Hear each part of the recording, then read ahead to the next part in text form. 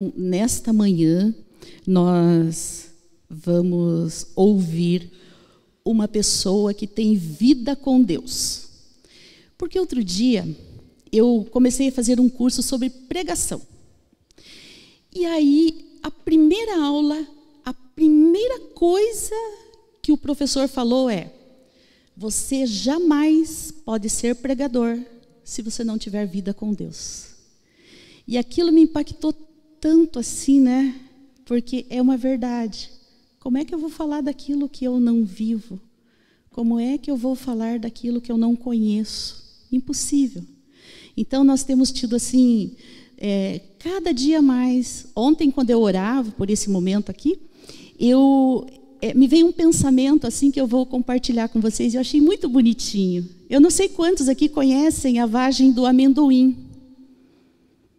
A vagem do amendoim é uma coisinha pequenininha, parece uma caixinha, um pouquinho enrugadinha por fora, de uma cor marronzinha.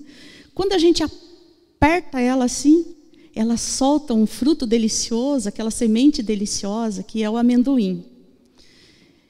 Então, por que eu estou falando isso? Há muitos anos eu conheço a pregadora de hoje. Toda vez que eu a ouço, eu fico assim: Deus, eu quero ter essa intimidade. Eu gosto muito, muito. Então, isso é para a honra e glória do Senhor. Eu quero pedir que a Damares venha compartilhar essa vida com Deus que ela tem conosco. Senhor Deus, em nome de Jesus, eu quero te louvar, eu quero te agradecer, Senhor, porque a Damares, Deus, tem sido essa bênção nas nossas vidas, Pai.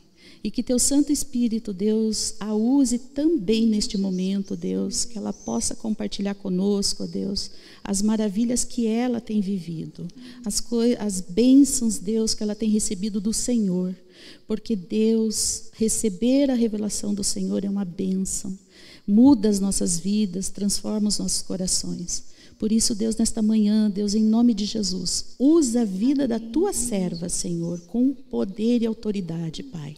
Em nome de Jesus. Amém. Amém. Toda sua. Amém. Bom dia, graça e paz. Deus seja louvado nessa manhã, glorificado seja o nome do nosso Deus. Amém. Glória a Deus, Ele está aqui no nosso meio. O louvor tem tudo a ver com a palavra. O pastor Reinaldo até me perguntou, né, se tinha algum louvor que era para a gente cantar. E eu falei, não me vem nada à mente, que não sou muito boa, né? É melhor eu não cantar aqui na frente, senão vocês vão sair correndo. Mas Deus prepara todas as coisas porque Ele está aqui. Ele está no meio de nós. Amém? Então, o texto base que nós vamos conversar hoje está em Salmo 62, 8.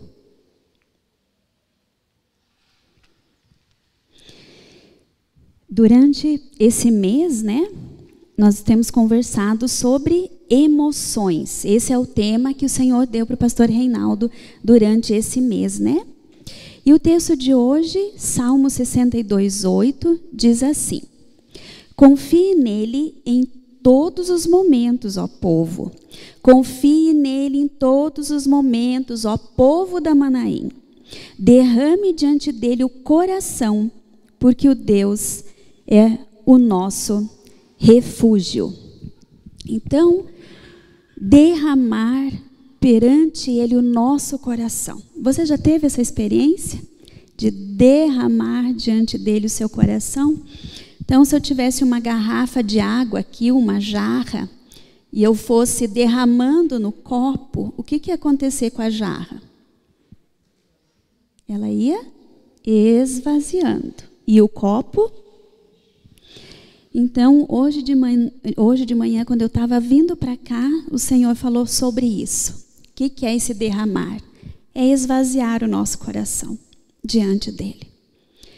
Porque eu não sei como você está hoje, mas acontece muita coisa durante a semana, acontece muita coisa antes da gente chegar aqui, e nós precisamos esvaziar o nosso coração. E o melhor lugar para fazer isso é na presença de Deus. Então, na primeira ou na segunda mensagem, o pastor Reinaldo nomeou 6 emoções básicas. Ele falou sobre felicidade, tristeza. Quem lembra mais? Raiva. É que vocês não sentem essas coisas, né, gente? Não, tá. Mas algumas pessoas sentem, então daí nós vamos falar, tá bom? Felicidade, tristeza, raiva. Que mais? Medo, surpresa. E isso todo mundo sente, principalmente as mulheres. Nojo. E as que estão grávidas sentem mais ainda, né? Então, essas são 6 emoções básicas. Existem muitas outras emoções, mas são essas que têm sido trabalhadas aqui. Mas hoje eu quero perguntar uma coisa para nós, para todos nós aqui. Você já parou para pensar que Deus tem emoções? Deus tem emoções, Deus fica com raiva? Como será que são as emoções de Deus? Alguém já parou para pensar sobre isso? Que Deus tem emoções? Quem que criou as emoções? Deus. Mas o pecado contaminou as nossas emoções, certo? Então, nós vamos ver alguns textos que vão nos falar e ensinar sobre as emoções de Deus. E o primeiro está em Sofonias 3,17.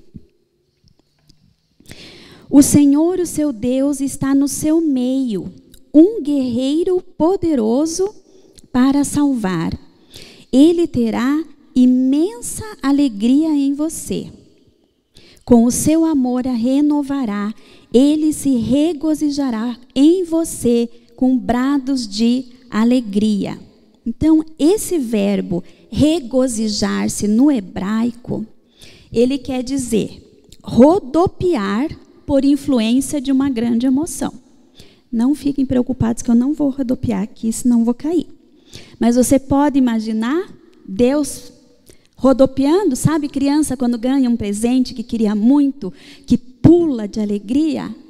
É isso que está acontecendo, é isso que esse verbo quer dizer, que Deus pulou e rodopiou de alegria. E por que ele rodopiou de alegria? Por causa do povo dele, por causa do amor dele. Deuteronômio 10:15, parte A.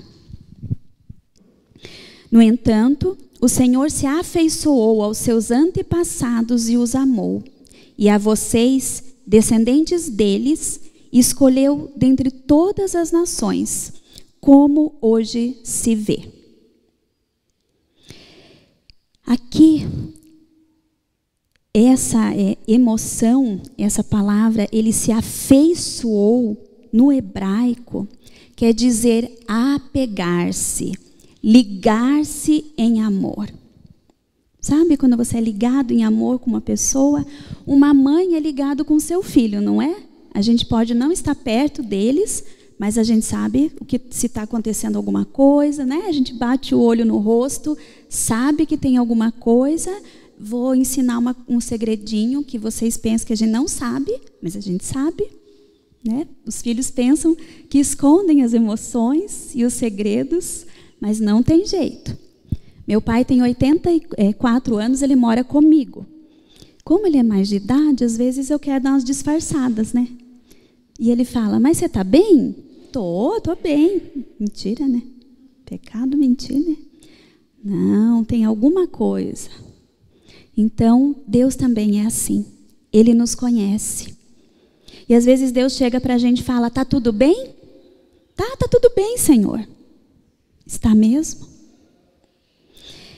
E então, aqui em Deuteronômio 10, os versículos anteriores vão falar de um povo que foi ingrato. Mas mesmo assim, o Senhor se afeiçoou a ele. Então, esse amor de Deus, ele é um amor sobremaneira, ele é um amor maior. Gênesis 6:6. Aí aqui começam umas outras emoções, né? Porque alegria, amor, tudo a ver com Deus, né? Mas vamos ver agora o que Deuteronômio Gênesis 6:6. Então o Senhor se arrependeu de ter feito o ser humano sobre a terra, e isso lhe cortou o coração. Quem aqui já aconteceu de sentir o seu coração cortando? Sabe aquele emoji que tem coração partido? Esse emoji aconteceu com Deus.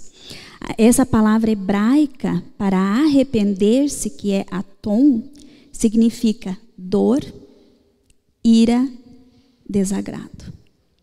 Sabe quando você faz uma coisa e você olha, deu tudo errado. Isso acontece no nosso trabalho, não acontece? Ou você vai cozinhar, deu errado, e você olha e fala, ai. E nesse momento aqui, Deus estava olhando para o povo que Ele criou, para o homem que Ele criou. E olhou desse jeito, com dor. O coração de Deus doeu e quebrou. Você pode imaginar que nós quebramos o coração de Deus? Porque a gente é muito bom em falar quando alguém quebra o nosso coração, né? Mas e nós? Quantas vezes nós quebramos o coração de Deus? Agora nós vamos para o Salmo 78, versículo 58. Eles, o povo de Israel, tá? Eles o irritaram com os santuários locais, com os seus ídolos lhe provocaram ciúmes. Em outras versões fala altares idólatras, altares pagãos. Então Deus ficou como? Irritado. E o que foi provocado nele? Ciúmes. E ciúmes, por causa do pecado, a gente vê como algo ruim, certo? Que não é bom uma pessoa ciumenta. Só que nesse sentido aqui, é aquele ciúme de cuidado. É aquele ciúme que Deus, Ele quer você, Ele me quer perto dEle. E se a gente está se afastando e tendo comunhão com outro Deus, outro ídolo, Ele não se agrada, porque Ele sabe o nosso fim. Então, Deus Pai quer a gente perto dEle. Mas, aqui a Bíblia fala que o povo irritou a Deus. E nós? Temos construído altares no nosso coração? Talvez a gente não tenha um altar em casa, mas a gente muitas vezes tem um altar no nosso coração. E às vezes o nome desse altar é eu. Eu estou no altar. Salmo 78, 38b, 39, diz assim: Contudo, Ele foi misericordioso, compassivo, perdoou-lhe as maldades e não os destruiu. Vez após vez, conteve a sua ira, sem despertá-la totalmente. Então, lembrou-se de que eram meros mortais, brisa passageira que não retorna. Então, vejam, Deus se irritou, né? Ele ficou irado, mas quando Ele olhou para o homem, Ele olhou e lembrou que nós somos uma brisa, né? Nós somos frágeis. Põe de novo para mim o anterior ali. Nós somos meros mortais, né? Então, Ele se encheu de misericórdia e de compaixão. Vez por vez, conteve a sua ira sem despertá-la totalmente. Se Deus já tivesse despertado a sua ira totalmente, será que nós estaríamos aqui hoje? Não. Nós não conhecemos a ira de Deus total. Só que a ira de Deus, ela é cheia de misericórdia. A justiça de Deus é cheia de misericórdia. A ira do homem não produz justiça de Deus. Mas quando Deus se ira, Ele também se enche de misericórdia. E Ele mostrou isso quando Ele enviou Jesus. Por quê? Porque Deus é amor e Deus é justo. Ele precisa condenar o pecado, mas Ele ama o pecador. Entende? A ira do Senhor é com o pecado. O pecado tem que ser condenado. E quando que Deus fez isso? Ali na cruz. Quando Jesus morreu, ali Jesus recebeu toda a ira de Deus. Todos os nossos pecados. Para que nós fôssemos perdoados, né? Então Jesus se tornou filho do homem para nós nos tornarmos filhos de Deus.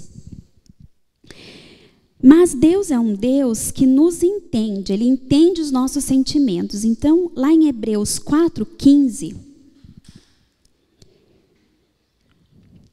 diz assim: pois não temos um sumo sacerdote que não possa compadecer-se das nossas fraquezas, mas sim alguém que, como nós, passou por todo tipo de tentação, ainda que sem pecado.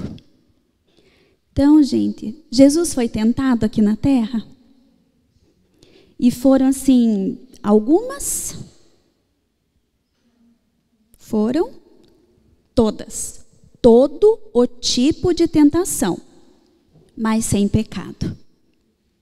Porque ele era um homem saudável emocionalmente. No Salmo 103, versículo 13, nos mostra como que Deus age conosco.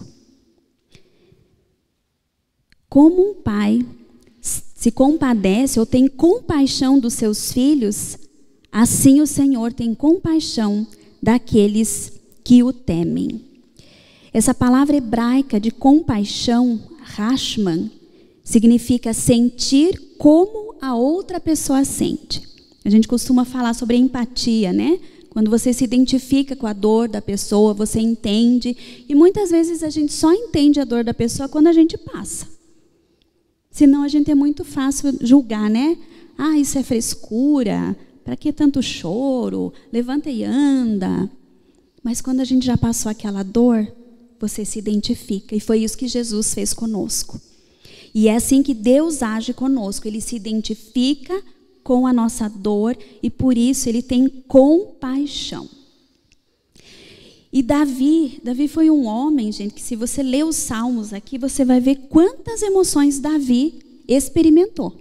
E ele passou por muitas coisas. E no Salmo 77, 1 a 2, ele diz assim: clamo a Deus por socorro, elevo a minha voz e suplico. A Deus eu elevo a minha voz para que Ele me escute. Quando estou angustiado, busco o Senhor. De noite eu estendo as mãos sem cessar. A minha alma está inconsolável. Tem uma versão que diz: a minha alma está incontrolável. Você já se sentiu assim? Sua alma incontrolável? E qual é a receita de Davi? Quando ele estava angustiado, o que ele fazia? Buscava o Senhor. Quando estou angustiado, eu busco ao Senhor. De noite eu estendo as mãos sem cessar. A minha alma está incontrolável, ou nessa versão é incansável. Agora já me perdi. Incontrolável, inconsolável. Eu gostaria de compartilhar com vocês duas situações que eu mesma passei. Uma situação foi uma situação de medo. Medo por causa da angústia do coração. Talvez alguns já ouviram isso aqui.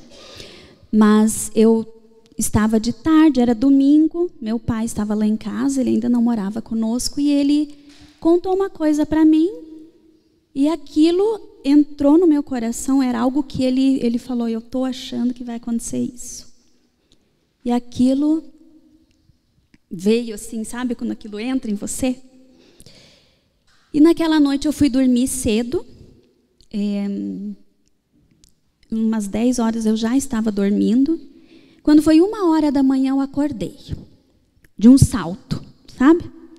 Sabe quando você acorda e a tua mente começa a acelerar, e eu comecei a pensar, meu Deus, mas se acontecer isso que meu pai falou, vai acontecer isso, vai acontecer isso, vai acontecer aquilo, e vai assim, e daí como que vai ser com o fulano?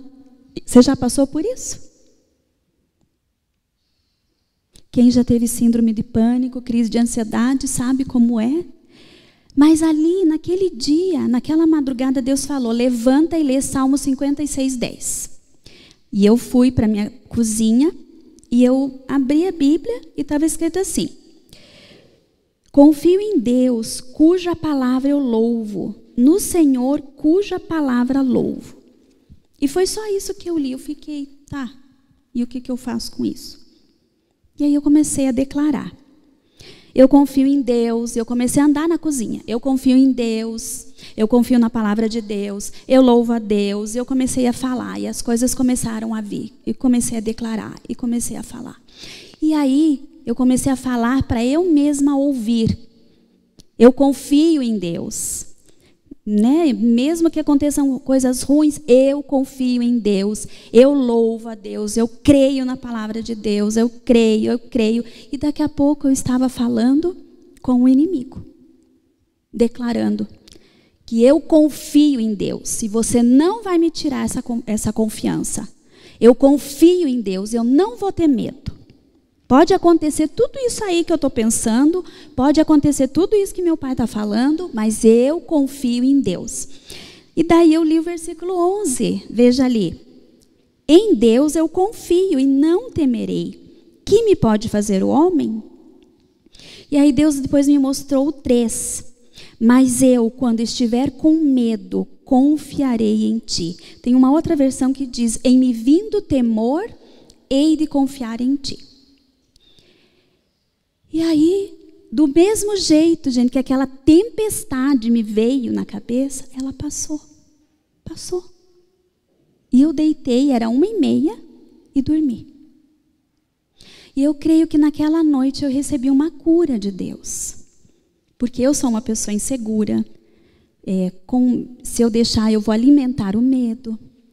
E eu aprendi a tomar estas pílulas. Salmo 56:3 e Salmo 56:10 e 11, gente, é pílula. Você toma remédio para controlar a pressão? Você toma remédio quando você tem dor de cabeça? Então, comecei a tomar esse remédio. Toda vez que me vinha esse pensamento ou outro, eu falava esses versículos. E foi algo tremendo, porque eu já tive crise de pânico, já tive síndrome do pânico. Então, é algo que eu achava frescura até o dia que eu tive, né? É algo que você não controla. Você realmente, o teu físico fica diferente, né? Fica incontrolável. E a Bíblia, ela vai contar sobre pessoas que controlaram seus sentimentos e sobre pessoas que não controlaram seus sentimentos. E existe um personagem na Bíblia que, com certeza, ele passou muito medo, ele teve muita insegurança, ele se sentiu rejeitado, ele foi odiado, ele se sentiu injustiçado. E o nome desse personagem é José. José é um exemplo poderoso do que fazer com os nossos sentimentos, né? José confiou em Deus em meio a situações difíceis, porque a vida dele foi cheia de tragédia, pesar e injustiça. Mas ele foi capaz de responder a isso sem amargura, porque ele confiava em Deus. E José pôde experimentar que tudo aquilo que ele passou é porque ele era uma peça-chave no plano de Deus para a sobrevivência dele, da sua família e do seu povo. Então, eu vou dar um breve resumo, porque a história, se a gente for ler, é muito longa. Mas José era filho de Jacó. Jacó tinha 12 filhos. Ele tinha filhos com a esposa Lia, com a esposa Raquel, com a serva de Lia e com a serva de Raquel também. Então, ele teve 4 esposas e teve 12 filhos. E você pode pensar uma casa com 12 filhos? E tinha um problema naquela casa. Porque a Bíblia fala, vamos lá para Gênesis, podem deixar aberto em Gênesis 37, fala que Jacó, 37:3, Jacó teve seu nome mudado para Israel, tá? Então, toda vez que a gente fala Israel, é Jacó. Israel amava José mais do que qualquer outro filho, porque havia nascido na sua velhice. E por isso ele fez para ele uma túnica ornamentada. Então você pode imaginar 12 filhos, mas tem o filhinho do papai, o queridinho, né? Todo mundo aqui já se sentiu assim, né? Não é verdade? Ah, a mãe faz mais para aquela lá, para aquele lá. A gente já se sentiu assim, né? Mas aqui era verdade. Jacó amava mais a José. Ele era o amado da alma, era o filho preferido. Por quê? Porque Jacó, ele amava Raquel. Só que o sogro enganou e fez ele casar com Lia. Então, Raquel era a mulher dos sonhos dele. E tinha dado para ele José. Já na velhice, porque Raquel também demorou muito para ter filhos. E não bastasse tudo isso, o José ainda ganhou uma túnica e ele desfilava com a túnica, né? Então, olha na minha túnica. O papai que deu, tá? José andava com aquela túnica. E o que acontecia com os irmãos? Versículo 4. Quando seus irmãos viram que o pai amava mais do que qualquer outro, odiaram-no e não conseguiram falar com ele amigavelmente. Sabe aquele ódio? Eu sei que vocês não têm, tá, gente? Mas eles aqui tiveram. Aquele ódio que você não consegue olhar na pessoa, que você tem vontade de engolir a pessoa. E eles já não conseguiram falar amigavelmente. E aí, quando ele ganha essa túnica, odiaram mais ainda. Então foi indo ódio em cima de ódio. Situação em cima de situação. E o que acontece? Um belo dia, os irmãos resolver a situação. Vamos tirar a pedra do nosso sapato. Eles estavam cuidando dos rebanhos e Israel, né, Jacó falou, José, vai lá dar uma olhadinha nos teus irmãos, ver se está tudo bem. E José foi. Só que um tempinho antes, José ainda tinha provocado mais ainda os irmãos. Porque José tinha tido 2 sonhos. E nós vamos guardar esses 2 sonhos aqui e falar depois no final da mensagem. Primeira coisa, ele sonhou que eles estavam colhendo feixes e que 11 feixes se dobravam perante o feixe dele. Quem quer os 11 feixes? Os irmãos. Os irmãos ficaram como? Subiu, sabe a temperatura da água? Começou a... E depois ele teve outro sonho. Agora eu sonhei que o sol, a lua e as estrelas se curvavam diante de mim. Aí o pai dele falou, meu Deus, o que é isso, menino? Você está falando que o teu pai, tua mãe, teus irmãos vão se ajoelhar diante de você? E aqui em Gênesis 10, Gênesis 37:10, desculpa, fala que ele contou o pai, os irmãos, né? O pai o repreendeu. E no versículo 11 diz, assim seus irmãos tiveram ciúme dele. E o pai, no entanto, meditava em tudo isso. Por quê? Porque Jacó ficou pensando, tem que ter alguma coisa aí. Mas Jacó não sabia o que era. Mas, juntando tudo isso, nesse dia que José apareceu, então eles estavam cuidando dos rebanhos e eles avistaram e começaram. Lá vem o sonhador. Ó, cutucando. Ó, quem chegou. Claro que a gente nunca fez isso, né, gente? Não, mas os irmãos de José fizeram. Olha lá quem está vindo. Ai, está chegando. Está chegando. Chegou. O que eles fizeram? armaram um plano: nós vamos matar José. A gente mata José e fala para o pai que um bicho matou ele, pegou e tal. E aí um dos irmãos fala: não, não façam isso. Aí jogaram ele no poço. Tiraram a túnica, e você pode imaginar como José se sentiu lá no poço, recebendo todo aquele ódio dos irmãos. E aí passa uma caravana, né, de vendedores, de comerciantes, e daí um dos irmãos tem uma ideia: gente, não vamos matar, porque ele é sangue do nosso sangue. Vamos ganhar em cima. A gente vende e divide o dinheiro entre nós. E o que eles fizeram? Venderam José para essa caravana e ele foi parar lá no Egito.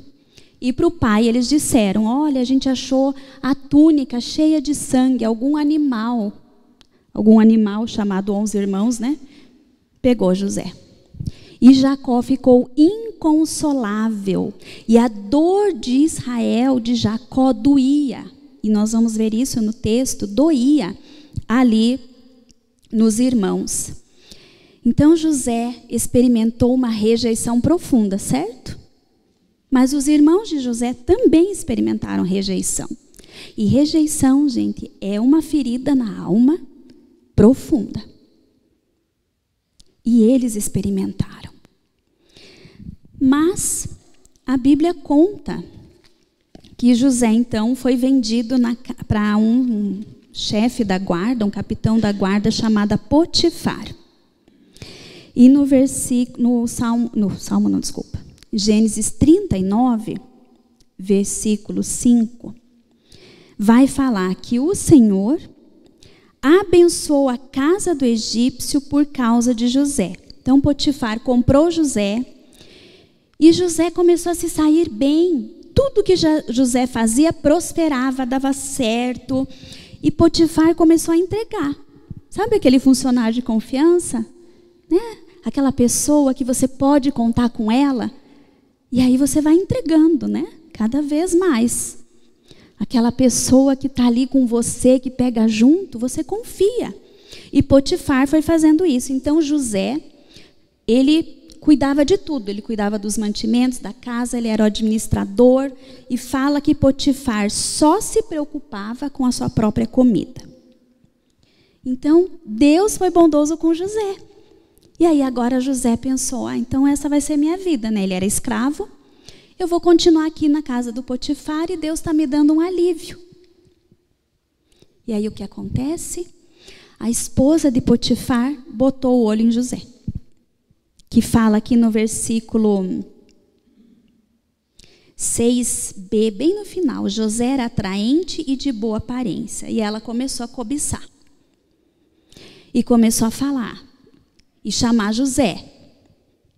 E José fugia. José dava uma de desentendido. Até o dia que ela foi lá e agarrou ele. E ela ficou com a túnica. E José, para não pecar contra Deus, ele fugiu. E o que ela fez? Chamou o marido e inventou uma mentira.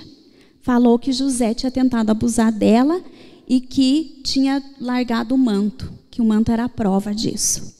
E aí Potifar ficou louco da vida, acreditou na mulher e mandou José para a prisão. Então isso está ali, Gênesis 39, 20 e 21, né? José então foi lançado na prisão. Mas, mandou buscar José, lançou-o na prisão em que eram postos os prisioneiros do rei. Enquanto José esteve na prisão, o Senhor estava com ele e o tratou com amor leal, fazendo que o carcereiro se agradasse de José. Então, José teve uma adolescência e uma juventude e uma vida adulta, onde ele foi traído, humilhado, torturado emocionalmente, profundamente rejeitado. Mas ele sempre escolhe confiar em Deus. Lá na prisão, gente, você pode imaginar tudo que José tinha passado e agora ele estava na prisão. Será que na prisão eu posso imaginar isso, José cantando os louvores de hoje. Quando a gente estava louvando aqui, eu fiquei imaginando José naquela prisão escura. Mas cantando, não esse louvor, né, mas um louvor daquela época. Porque ele tinha que se agarrar em Deus. E José fez uma escolha, porque ele poderia conservar a ira no coração dele. Foi uma injustiça, mas o que ele fez? Ele respondeu com uma contínua confiança em Deus. E aí Deus abençoa José. E José passa a ser o chefe da prisão. Ele que comandava tudo. O carcereiro ficava de boa e José fazia tudo. E, passado um tempo, chegam 2 prisioneiros ali, o copeiro e o padeiro do faraó. E um dia José olhou para eles e viu que eles estavam abatidos. E falou assim: o que vocês têm que vocês estão tão abatidos? Por quê? Porque José sabia o que era sofrer. José já tinha tido um semblante abatido e sofrido. Então ele falou: o que aconteceu com vocês? E aí eles contaram o que tinha acontecido e falaram: olha, a gente está muito angustiado porque nós tivemos sonhos e a gente não está entendendo isso. E contaram os sonhos para José. E José falou para o copeiro: o teu sonho significa que daqui a 3 dias você vai voltar a servir ao faraó. E para o padeiro ele falou: daqui a 3 dias você vai morrer. Pensa. E foi o que aconteceu. Dali a 3 dias, o copeiro volta a servir faraó e o padeiro foi executado. E José fala para o copeiro, né? Porque daí acendeu uma chaminha de uma esperança. Quando você sair daqui, lembra de mim. Não esquece de mim. E o que aconteceu? O copeiro esqueceu dele. E mais uma vez, José estava ali. Na masmorra, né? Estava cuidando, mas estava na prisão. Ele não tinha liberdade. Mais uma vez ele estava sem esperança, medo, rejeitado, humilhado. E pensa, gente, alguém que era o filhinho do papai, né, ia herdar tudo aquilo, agora está numa prisão.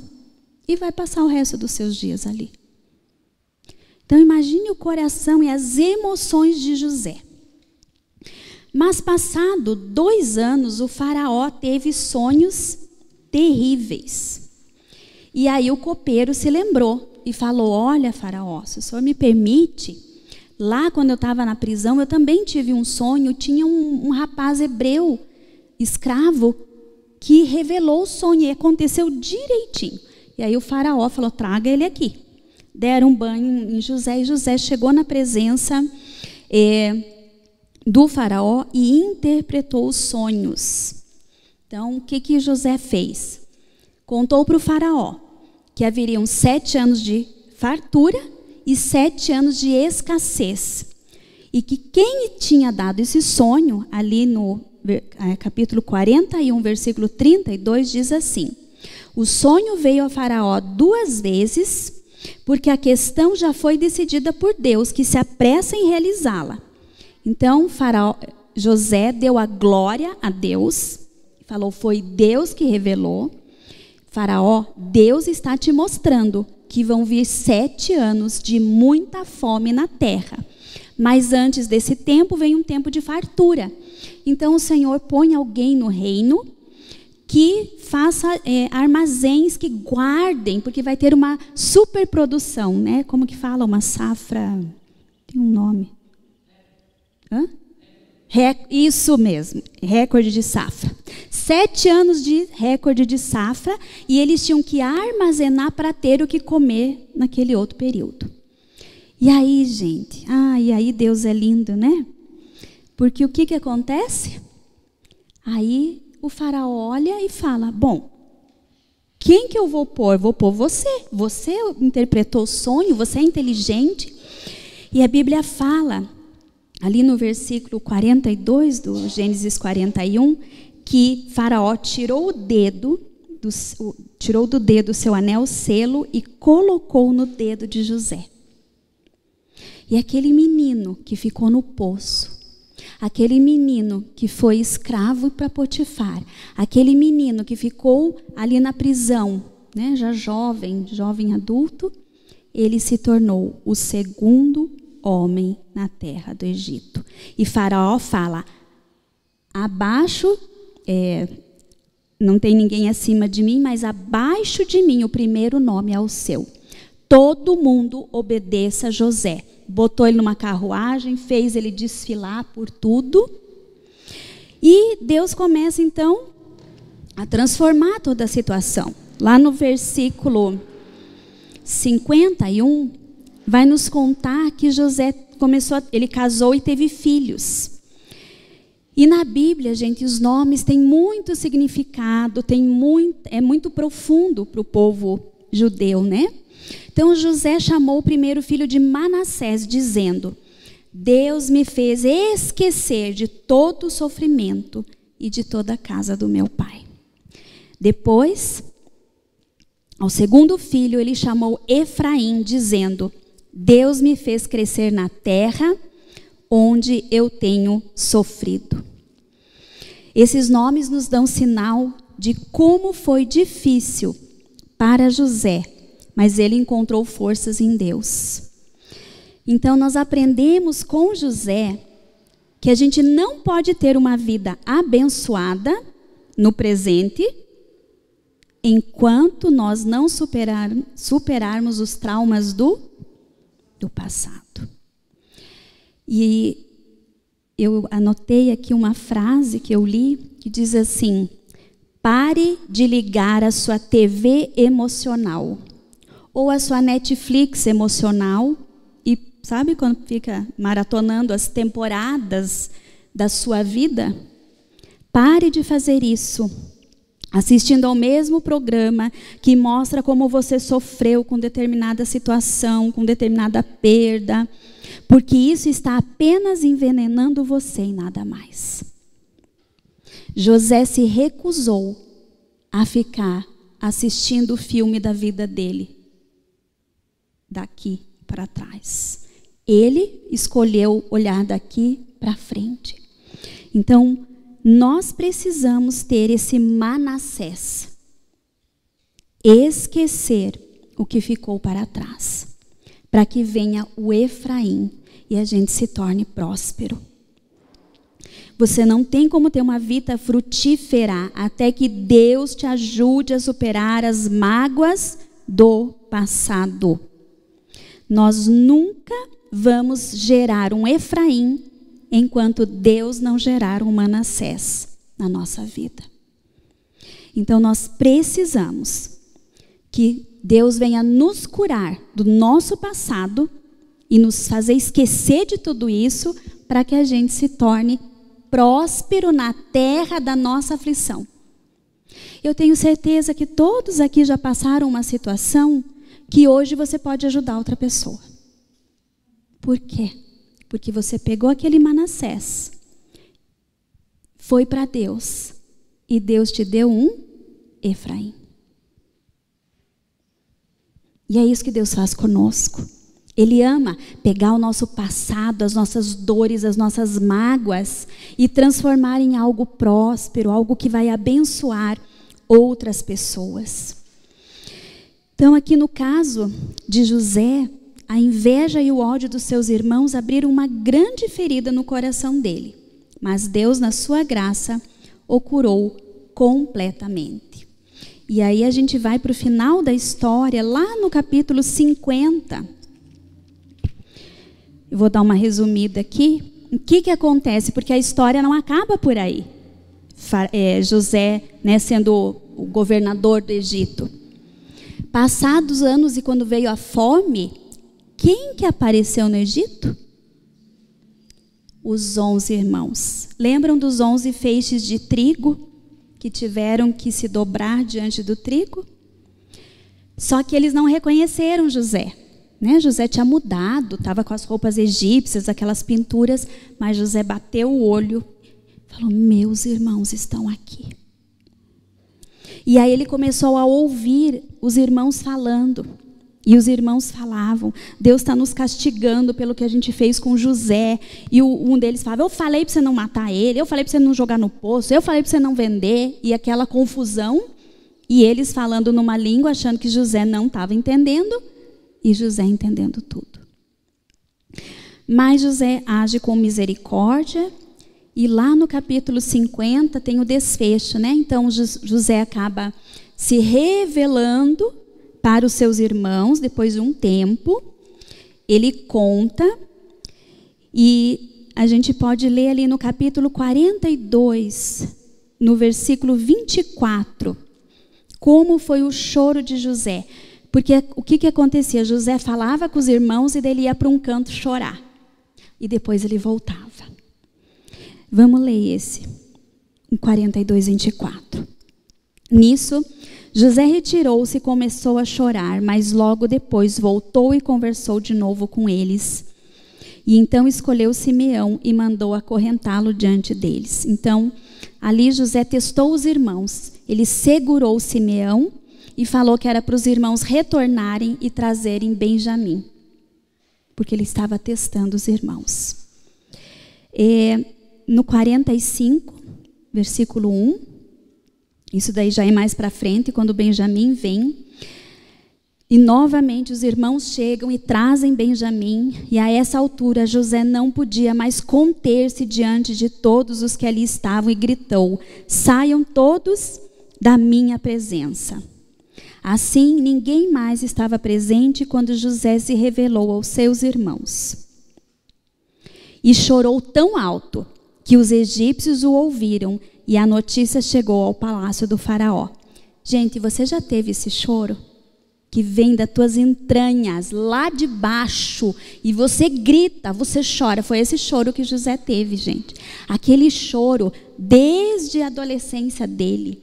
Ele chorou alto, gente, os egípcios ouviram ele chorando. E a notícia chegou lá. Ó, José está chorando, gritando alto. O que aconteceu com José? E aí José abraça os seus irmãos. No versículo 14 fala que ele lançou-se chorando sobre Benjamim, o seu irmão, e o abraçou e chorou. Você pode imaginar esse momento? Como foi, gente? Cheio de emoções. E claro que os irmãos ficaram com medo, apavorados, né? E que será de nós? E José acolhe, eles vêm morar ali no Egito. Jacó também vem, e Jacó se alegra porque pode ver o filho. E aí, no capítulo 50, acontece a morte de Jacó, e os irmãos ficam desesperados. Falam, agora que o pai morreu, agora José vai acabar com a gente. E aí eles vão procurar José. E no versículo 19, vai dizer, José diz assim: José, porém, lhes disse: não tenham medo. Estaria eu no lugar de Deus? Vocês planejaram o mal contra mim, mas Deus o planejou para o bem, para que a vida de um numeroso povo fosse salva hoje. Por isso não tenham medo, eu sustentarei vocês e as suas crianças. E assim José os tranquilizou e lhes falou amavelmente. Lembra que os seus irmãos não conseguiam falar com ele amigavelmente? Mas José aqui fala com eles amavelmente, porque ele entendeu que ele não podia ser Deus para julgar. E ele perdoa, e ele se torna próspero. E próspero, gente, não é próspero só financeiramente. José se tornou um homem próspero emocionalmente e espiritualmente. Porque não, se fosse financeiramente, seria vingança, né? Agora eu tenho poder, agora vão todos se dobrar diante de mim, mas não foi isso.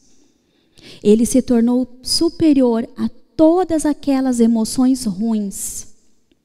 Ele se tornou superior à ira, à amargura, à rejeição, à dor, porque ele confiou em Deus. E eu quero te convidar, eu não mandei esse texto para vocês, mas eu quero te convidar para fazer um contraste com outra pessoa bem rapidinho. Gênesis 4, capítulo 4. A história de dois irmãos, Caim e Abel. Então, Caim e Abel são os primeiros filhos de Adão e Eva.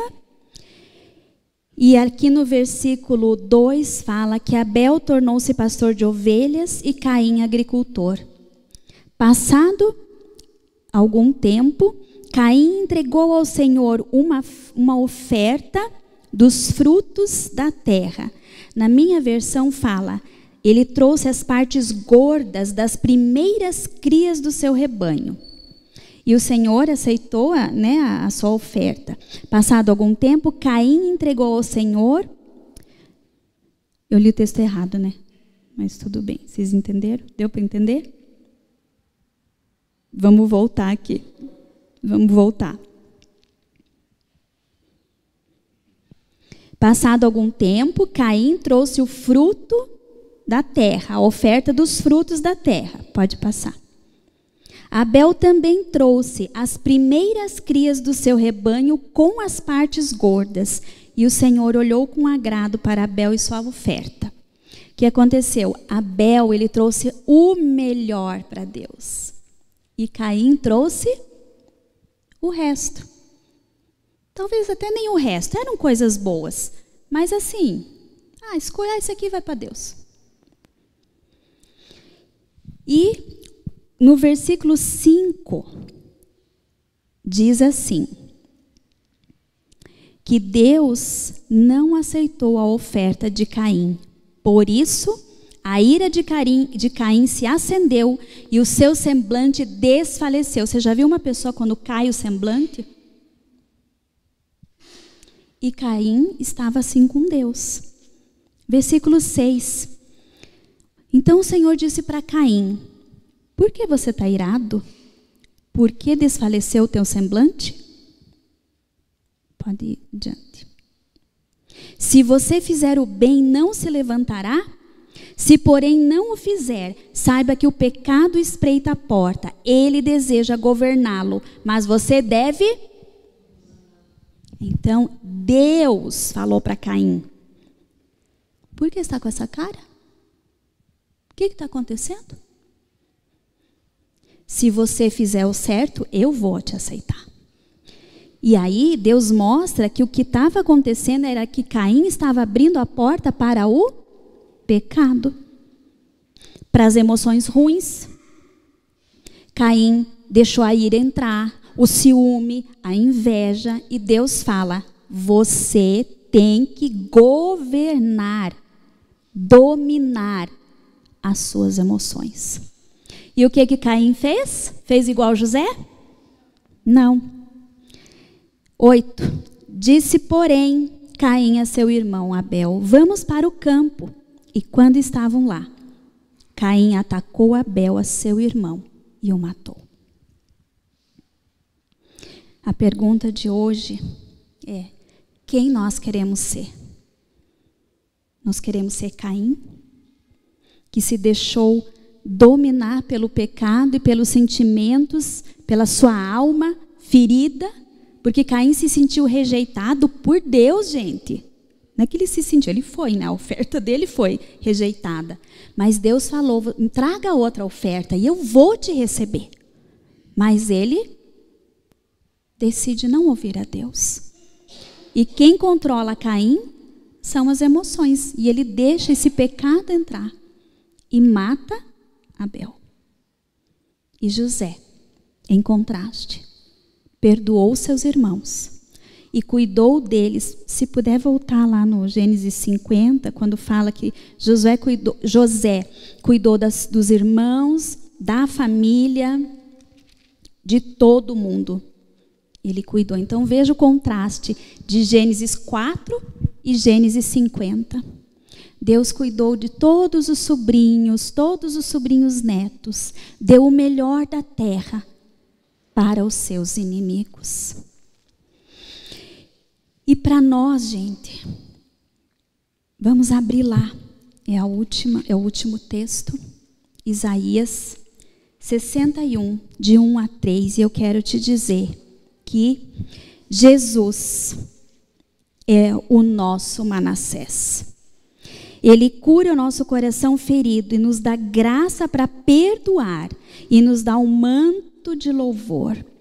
Então, Isaías 61, esse texto foi cantado aqui hoje. O Espírito do Senhor, o Espírito do soberano Senhor está sobre mim, porque o Senhor me ungiu para levar boas novas aos pobres, me enviou para cuidar dos que estão com o coração quebrantado, ferido, para proclamar liberdade aos cativos e libertação aos prisioneiros, para proclamar o ano do favor do Senhor e o dia da vingança do nosso Deus, para consolar todos os que andam tristes e dar a todos os que choram em Sião uma bela coroa em vez de cinzas, óleo de alegria em vez de pranto, manto de louvor em vez de um espírito deprimido. Eles serão chamados carvalhos de justiça, plantio do Senhor, para revelar o seu resplendor. Quem aqui quer ser um carvalho de justiça? Amém? Eu acho que ninguém aqui quer ser Caim, né? Eu acho que todos nós queremos sair do Manassés para o Efraim. E a única saída que nós temos é nos derramar diante do Senhor. Então, não estamos falando sobre emoções. Não tenha medo de falar das suas emoções com Deus, porque Deus é um Deus de emoções. Na escola de intercessão eu comentei que um dia eu estava com muita raiva de uma pessoa. Mas eu fui para Deus e foi a primeira vez na minha vida que eu me atrevi, né? Porque como é que você fala para Deus que você está com raiva? E eu me ajoelhei no meu quarto e eu falei: Deus, eu estou com muita raiva. Nossa, Deus, eu falei para não fazer. Falei, Deus. Eu falei, fulano falou, mas a pessoa foi lá e fez, e agora está esse problema aí. Quem que vai ter que lidar com o problema? Eu que vou ter que lidar, né? E falei, fui falando, que estava com raiva.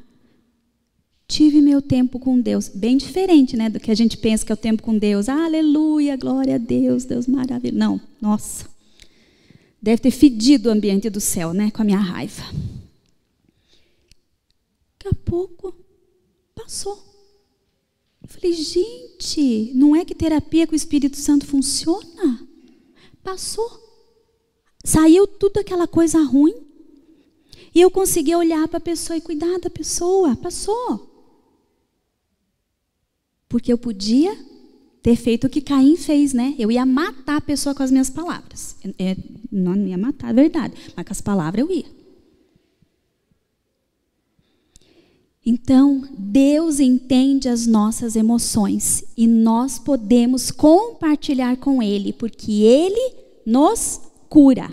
Ele é o nosso Manassés. Ele nos faz esquecer do sofrimento e nos torna Efraim, prósperos nessa situação da nossa aflição. Então, na tua situação de aflição, Jesus quer te dar vitória e te fazer prosperar. Sabe para quê? Para você poder envergonhar o diabo. Né? A Ana estava falando isso ontem lá em Castro. O testemunho que eu estou dando aqui é para envergonhar o diabo.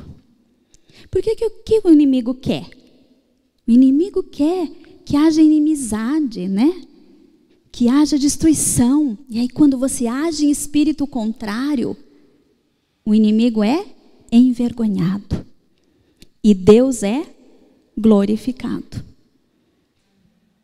Então quem tenta destruir as nossas vidas é o inimigo. Você quer ter raiva de alguém? É do inimigo. Não é das pessoas.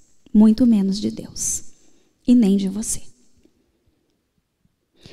Então, cuidando das emoções, não existe melhor lugar para nós cuidarmos das nossas emoções do que na presença de Deus. Então, eu quero dar esse testemunho. É maravilhoso você estar alegre na presença de Deus. Mas Deus também pode transformar raiva em amor, medo em confiança, tristeza em alegria, porque aqui diz óleo de alegria em vez de pranto e manto de louvor em vez de um espírito deprimido. Quando você está triste, experimente louvar. Não consigo nem abrir minha boca. Leia um salmo, põe um louvor. Porque o Espírito Santo vai mudando o nosso espírito. Então, a gente pode cantar aquela música de novo? Você consegue? Do espírito angustiado. E não tinha planejado isso. O pastor Reinaldo deve estar ouvindo em casa. Eu ia chamar o pastor para orar, já que ele não está aqui. Então, eu vou orar. E depois o Cris dá a bênção daí. Então, eu quero convidar, e eu também estou aqui, né? Hoje, nós temos alguma emoção que a gente precisa contar para Deus? Tem alguma coisa na minha vida que eu preciso derramar, preciso pegar essa jarra e esvaziar na presença de Deus, para que Ele mude o meu coração? Porque aquela situação que eu falei para vocês que eu tinha medo, tudo aconteceu, e aconteceu pior. Mas eu não tinha mais medo. Então, Jesus está aqui hoje para nos dar vitória nas nossas emoções. Então, eu vou te pedir para você fechar os olhos, né, para que ninguém fique olhando, ninguém se sinta constrangido. Mas se hoje você quer receber uma cura na tua alma, no teu coração, nas tuas emoções, se você quer que aquele amargo saia do teu coração e venha a doce presença de Jesus, eu vou te pedir para ficar em pé, em sinal, né, de clamor para o Senhor Jesus. Do Vale de Ossos Secos, sabe? Então nós vamos orar. Se você tem alguma dor no teu coração, sabe, aquele fel de amargura, e às vezes são situações, gente, recentes, e às vezes são situações lá do passado, da nossa infância, da nossa vida intrauterina até. Mas Jesus está aqui para dar um basta hoje e nos curar.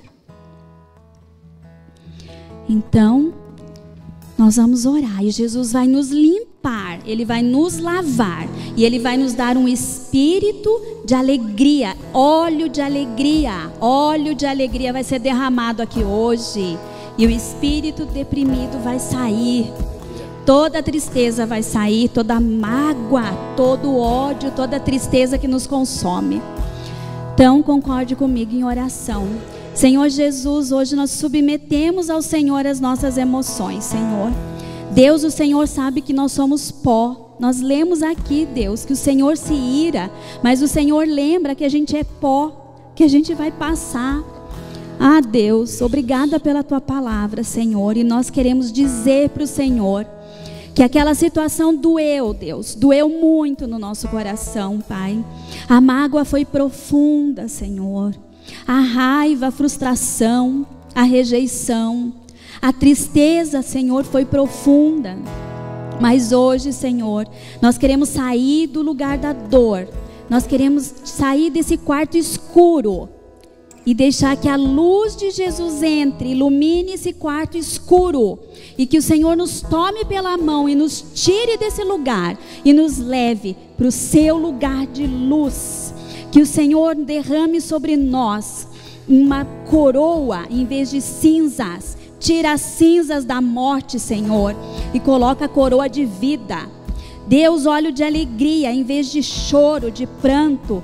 Deus, e derrama sobre nós um manto de louvor em vez de um espírito deprimido. Que toda dor, que toda mágoa, que todo ódio, que toda ira, todo ressentimento, toda mágoa, todo sentimento de rejeição, toda tristeza profunda, toda, Deus, ira, toda frustração, inveja e ciúme saiam agora em nome de Jesus. Em nome de Jesus, todos os demônios atormentadores são repreendidos em nome do Senhor Jesus. E o Senhor nos leve para esse lugar de luz, de óleo de alegria e de manto de louvor, Senhor. E nos faça carvalhos de justiça para louvor e honra do teu nome, Senhor.